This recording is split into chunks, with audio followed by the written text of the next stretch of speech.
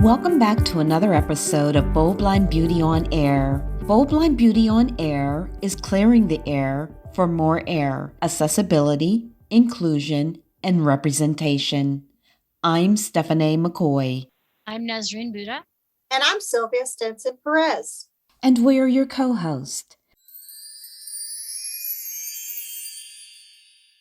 In recognition of White Cane Awareness Day on October 15th, this special edition of Bold Blind Beauty on Air will focus on topics related to the white cane. Then midway through the show is a special message from intern Marta DiVito, and we will also have a challenge for everyone at the end of the episode. Enjoy. Today's guest is Melody Goodspeed, the major gift specialist at the American Foundation for the Blind. She's also the voice of Bold Blind Beauty's brand icon, Abby, and my good friend. Welcome, Melody. We are so excited to talk with you this afternoon. I'm so excited to be here with you. This is so fun. This is one of my favorite topics today. So before we get started, though, can you share with us your sight loss journey? Sure. Because you're such an advocate for me in this part. But what happened was in, 2003, I was a teacher and I started to experience really bad headaches. I thought, well, maybe it's just I got a bit of a tough class this year, stress and that kind of thing. And they just kept getting worse. And, long story short, several emergency room visits and nothing. And then I found out that I had a blood clot actually in my brain. And within a week after diagnosis, the result of that was total blindness for me with the pressure that was being placed on my optic nerve due to a thing called cerebral pseudotumor, which I feel like I'm at a Hopkins thing right now. But it was really, it was a really tough time. It came on so suddenly and so out of left field. I've never had, any type, it wasn't in my peripheral, no pun intended, blindness wasn't a thing. No one had ever heard of any diseases from it. I knew about cataracts, but that's about it. So needless to say, I was very sick for a while. It took a year to be in total truth of just getting back. And I wasn't really able at that time to focus on what had really happened with the blindness because I just truly was trying to not feel so terrible. And finally, one day I just kind of said, I have a choice. I've now got to deal with, with the blind part. And it's been a struggle. It has been a road that has been very fruitful at times and also very painful at times. I went to rehabilitation, was working in a field that I thought was okay. I mean, it was fine. I learned a lot in it for 10 years, over 10 years actually afterwards. And I felt, okay, well, I'm gainfully employed and as a blind individual, because that's such a hard thing, right? In our community is finding gainful employment. But there was something in me that wanted more. And I found AFB through a friend of when I was working at the National Industries of the Blind. I had met Kirk Adams and I started at AFB and I've been here for 3 years. But I do want to go back and tell you that that's not my first experience with AFB. My first experience was when I did make that decision to learn how to live as a blind person and to heal, because we really do need to heal. I want to make that very clear. Is giving yourself that space to do so is my boyfriend, now husband, my boyfriend at the time said, there's this place called the American Foundation for the Blind, and they have a Career Connect program. And so I signed up for that and ended up talking to really blind, successful people. And it was the first glimmer of hope that I had that this was going to be okay. So that is a very abridged version. I hope that was good.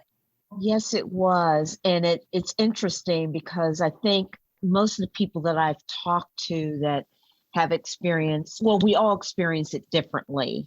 However, one of the things that seems to be a common theme is, getting to know other blind people or blind organizations to sort of help us through that process. Right. Resources are so important. And I think it's also very important. I mean, for me, I was checking the box, right? It's like, okay, go to rehab, check. Do this, check. Go do this, check. Someone tells me this is what I've got to do now for my life. Okay, check.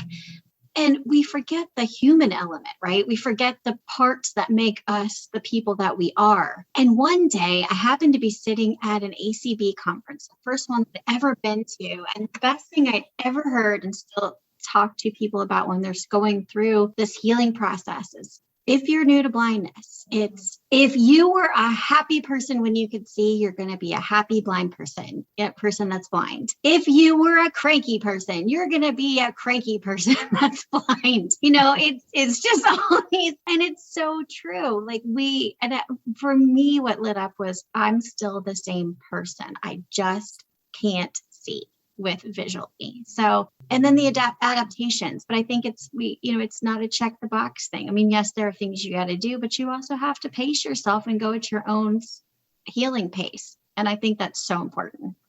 That's so true, Melody. And it is a process, especially for those who experience that either quick vision loss or even that gradual vision loss. It's a different challenge, but it's a challenge. Mm-hmm. And so one of the symbols of blindness is the white cane or even the guide dog. And oftentimes those just really scare people, freak them out. And there's a hesitancy on the part of many people who are visually impaired to even use a cane. And oftentimes the public and even people with visual impairments think the white cane or the guide dog is only for that person who sees absolutely nothing. But people all along the spectrum of vision loss may need a mobility tool, which could be a cane or a guide dog. So how long have each of you been using your cane or a guide dog? Melody, what about you? So I have both. I have my guide dog right now is Daisy. She's turning 11 in December. And also my cane. And I got to tell you, I remember when I was first handed the cane, you talk about that hesitancy. I can't tell you the mix of emotions, anger, sadness, frustration. True story. I was with a mobility instructor walking down the street. And I was so mad, like I could feel my body tensing, and I hated that thing because I'm a really fast walker, but I couldn't be. And I also love stilettos, and I still can't master those bad boys either now because of the balance. And I had to get that extra leverage for being a short person. So I remember being so angry, and I don't know what came over me, but I just screamed so loud, and I threw the cane like a joust, and I just threw it, and I just got down on the ground because we were, in a safe spot to do that. And I threw it into a field, and I just sat there and cried and cried and cried. And then when we were done, she goes, "Well, I'm gonna have to sight guide you back to the car." I'm like, "Well, go get the cane." She's like, "You threw it after over a fence into a cow pasture. I can't get it." So that's awesome. That's awesome. And I know so many people want to throw theirs away. I will tell you that I had a gradual vision loss, and I was so hesitant about using that cane because that was a symbol that I was blind. It wasn't a secret to anyone else but me, evidently. Yes. And one day, literally, a colleague of mine, and I worked in the vision rehabilitation field as a social worker. That's the funny thing. And a mobility instructor literally said, "Hey, you can choose to look blind or drunk, your choice." And it took me a long time, even after that, to embrace that cane full time. I would start using it at work because, everyone there is blind and you fit right in. I fit in. And then gradually I would use it in really unfamiliar areas because I wanted to not fall down or run into people. And then to use it with my family and my friends and at church. It was traumatizing. And what was amazing to me is that once I did, I think they all took a sigh of relief because now I could truly be independent. I love that story, but to add to that, I also have had the opposite effect where I've been out and when I decided to use the cane with my friends, I've had a situation like, well, you can just leave it. You've got me. And I think a lot of people get that too. And my response now is, yeah, I've got you, but I got this too. And this is how I see. So let's roll. And, if someone says that, they might walk away because I've done that where I've gone, well, I've got them. Or they've said that, people have said that. And then something happens. Usually it's in a retail situation. Melody and I love retail situations. Me too. But people will walk off from you and there you are. You're like, oh, now I'm frustrated here looking at these particular things. So Nazreen, what about you and using the cane? That's the beauty of this conversation, because I think we're all at different spectrums when it comes to cane use and cane thought and the logic behind the cane. And I just love the statement that Melody just finished making about having control with the cane. And at this present time, I am not using a cane. And that's not because I don't want to, or I think I'm better than a cane. It's just that what you mentioned, Sylvia, about the mindset, the traumatization, the acceptance of it, that is still something that I'm grappling with. I've been somebody who has RP and gradually, like you, have had vision change. I haven't completely lost my vision. And so here I think I'm still a hero with my Wonder Woman suit on going around. I'm great in the house, but when it goes out to the big bad world, that's where I'm a little cautious. And so I do have somebody with me. My family is protective. My daughter, my nieces and nephews are protective, but down the road, they may not be around. And so it's something that I need to consider to do. Coming from a cultural background as well, too, because I think culture plays a big piece of the equation here too. Absolutely. Like, oh, poor pity. And it's just like a bad stigma. So therefore, culturally, it's not an accepted thing. They prefer you culturally to, let's say, use the help of others or just try to ride it out. Then that's a bad statement to say, but where we are situated, there's a lot of tools, aids, TVI, OM instructors and things like that can be utilized. But again, it goes down to the mindset. So one of my stories that I'm going to share is last year when we all met up actually in New Jersey, and I met each and every one of you. And I noticed, because I still have some vision, that each of you were doing different things with your canes. Steph, I liked her cane the most because it was lightweight and it had this cool little roller ball at the end of it. And she used it. And I was just watching that amazed. But then I saw Melody, and I think you had a pink cane, pink or purple. It's pink and purple. Yeah. And I thought, that's so cool when you took that out and you're walking down to the elevator with it that night when we all went to dinner. And I thought, that was cool. Can you do that to a cane? And then Sylvia, I met you at the event too, at the table briefly, at the art exhibit table. And I didn't notice your cane because I noticed you because you're a beautiful woman and your porcelain skin. And I thought, wow. And I didn't think anything about your cane at the time, or even if you had a guide dog, but I was just looking at you because I thought, wow, here's a professional all dolled up who's visually impaired. And I felt in that room, like amongst all of you, I felt the same. And that's something that sometimes I don't get in my own environment where I am, because it's not the norm to have a guide dog or a cane. And being around Melody's guide dog, Daisy, who's so sweet, was also new to me. I never experienced that either. And then also when we were all walking down to the convention hall the second day from the hotel with Kirk and on the whole team, and watching everybody use your canes and tap, I think it was David who tapped the light pole. I was just amazed. Like, how did you know that light pole was there? I saw it at the corner of my eye, but I'm like, how did he know that was there? And he tapped it, light pole. And I thought, wow. So it was like, I was amazed to see you all functioning differently with your cane, but yet all together in unison. You all knew what you're doing and using different canes, different types of canes, different lengths of canes, as Kirk's cane was very tall because he's a very tall individual. And I think so it was an educational experience. And I'm being very open and raw here because you all enlightened me, you inspired me, and you opened my eyes to what this whole tool, aid, and idea is about. I think you represent the majority, actually. I do. You do, because I was in your place. Listen, the only reason I started using a cane was so I didn't look drunk. Let's admit it. And then I only started using it more and more and more because, hello, I couldn't see. And I think that's what happens to most people. So I admire that you're authentic here and that you also admit just like all of us, you're on a journey, and it is a Yes. journey to use that cane. It's a journey. It So is. Steph, what about you?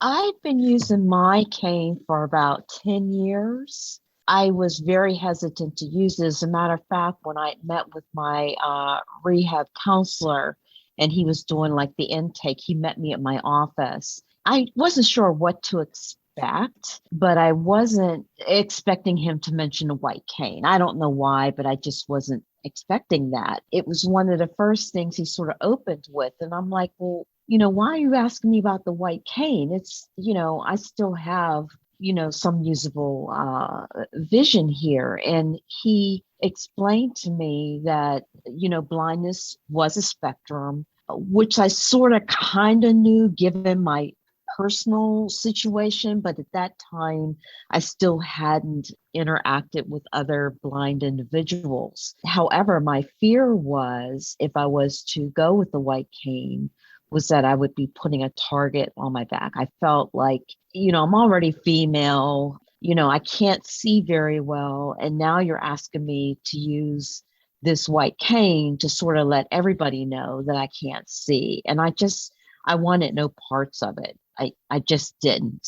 I was fearful. I was fearful of my sight loss. I was fearful of what was to come and not understanding how much more I was going to lose. Just everything scared me. So I just wasn't there. However, I did go through orientation mobility training, and then I promptly put my cane in my closet where it sat for about a year. I think about a year or so.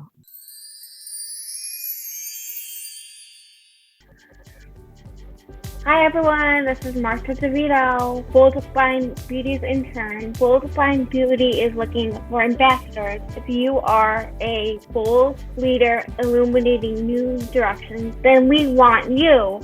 Check out the Ambassadors Wanted page. The link is in the show notes. Send us your video no more than 1.5 minutes long. Tell us why you would be an amazing ambassador. The search begins October 4th. Good luck to all.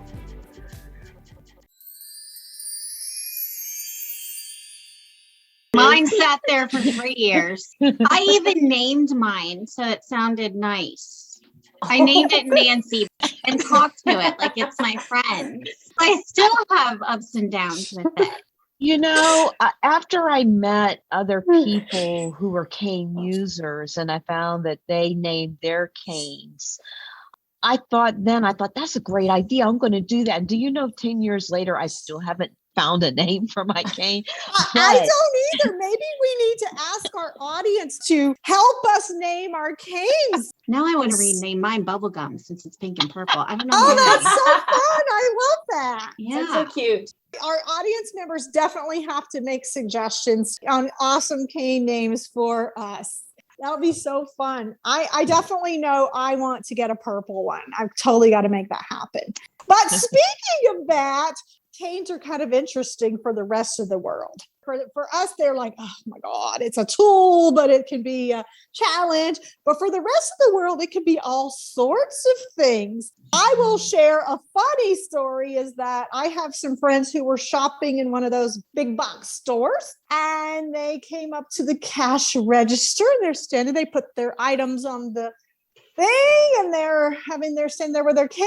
And the cashier said, "Are you going to put your fishing pole up here so I can ring it up?"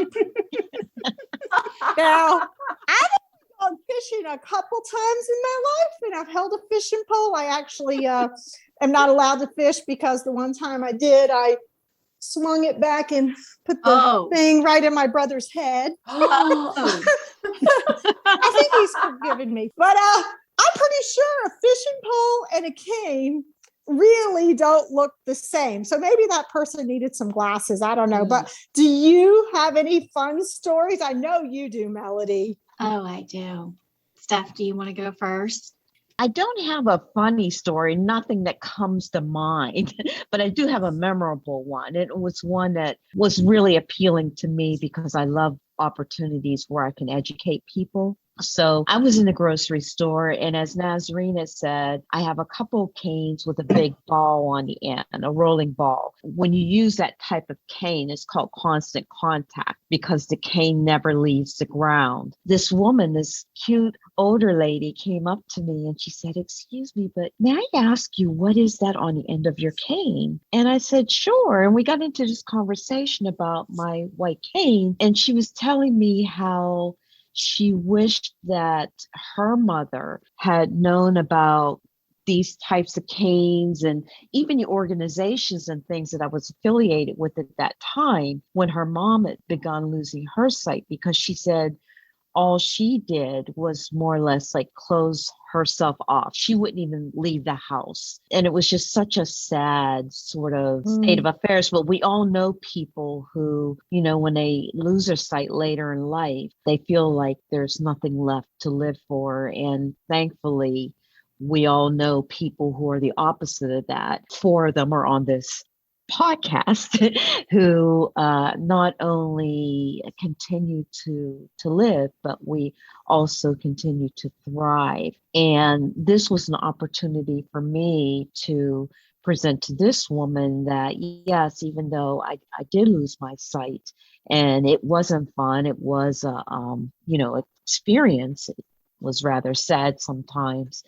I was able to learn how to adapt using tools and resources that were available to me so that I could continue working. I could learn new ways of doing things like putting on my makeup and just navigating the world in a different kind of way. So for me, that was a great experience because I love having those sort of exchanges with people where it can help them to learn that blindness isn't the defining factor of who we are as people.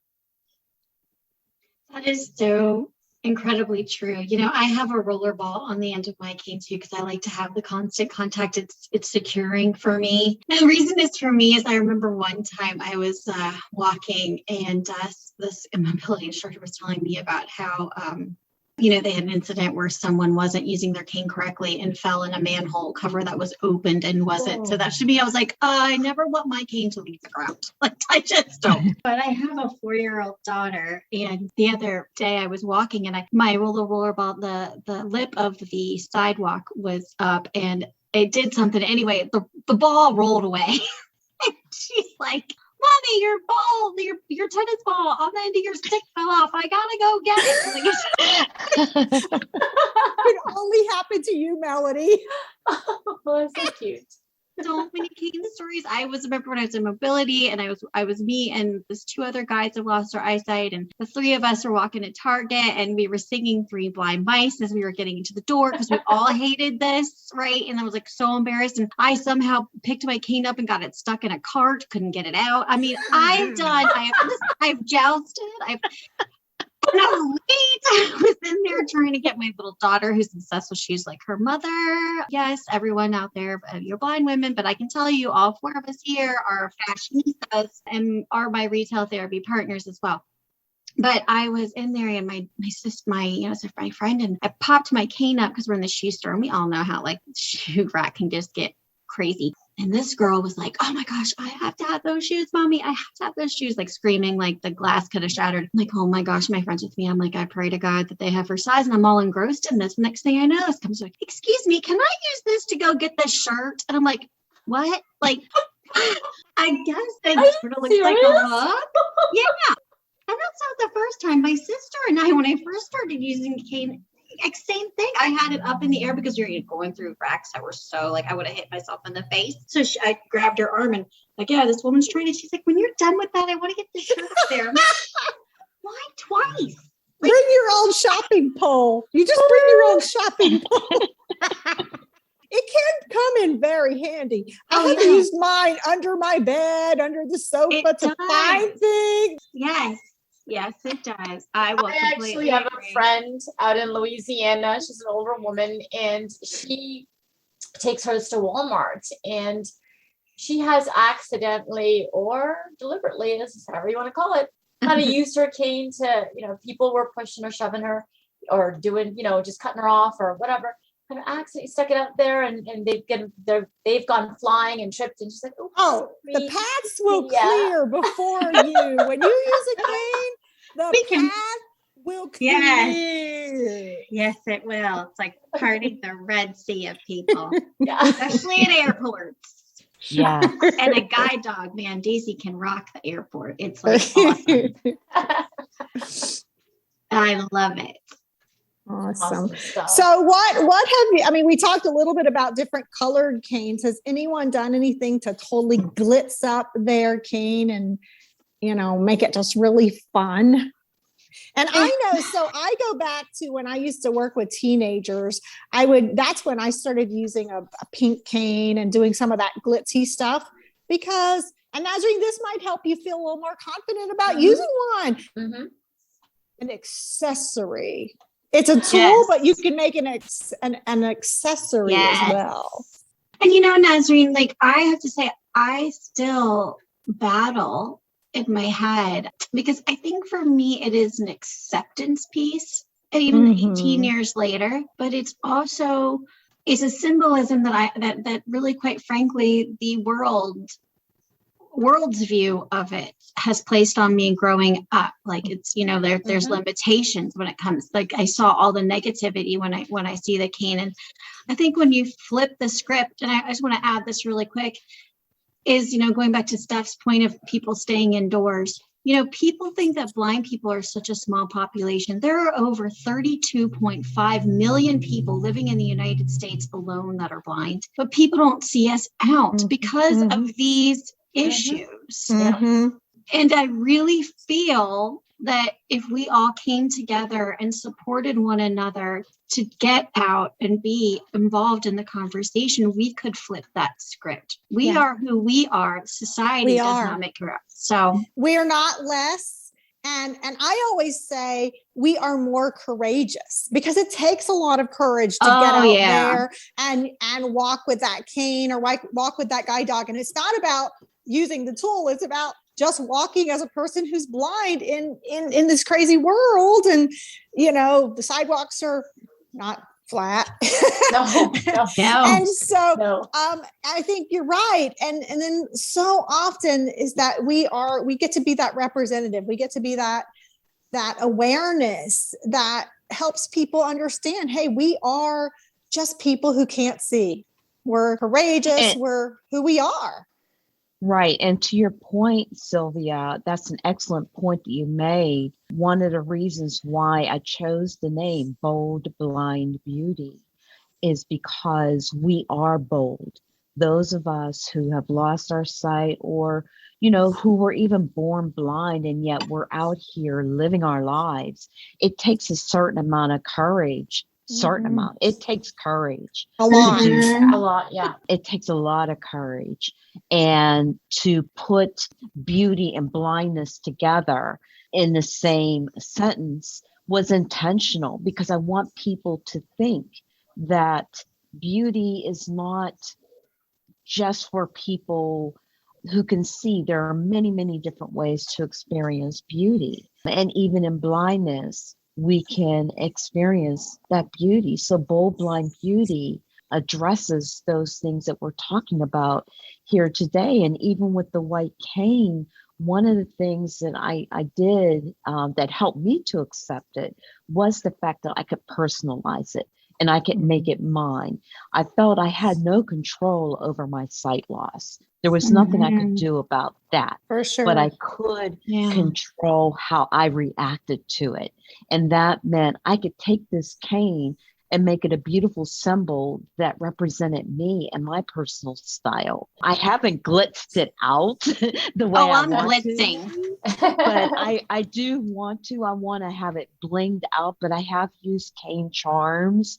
I've used, the different colors, but I want it to be like sparkly because I love sparkles. I do too. I really want sparkles. We will have to share tips. We have to make it happen. We all have to make it happen. We need world. We need 4 sparkly canes. And I want different color canes so they match my outfit. Yeah, me too. Yes. We need I don't want to be canes. an. We yes. need canes and masks that match. Yes. Yes. Yes. So, my challenge to everyone who is visually impaired is that with White Cane Awareness Day on October 15th, get out there and use that cane with confidence and take that as an opportunity to educate the world. And for those who aren't visually impaired, it's that really learn about what a difference it makes for people and their lives. And I also challenge you to get a very cool pair of sunglasses to match your cane because eye safety is important. Oh, this has been fun, ladies. And this has been a great conversation with some lovely ladies and how to kind of bling out the cane and think more about your cane, not only being a tool, but a total fashion accessory and how it defines you as a person. Ask your friends to subscribe and follow us and join us on our next podcast here at Bold Blind Beauty on Air. Thank you.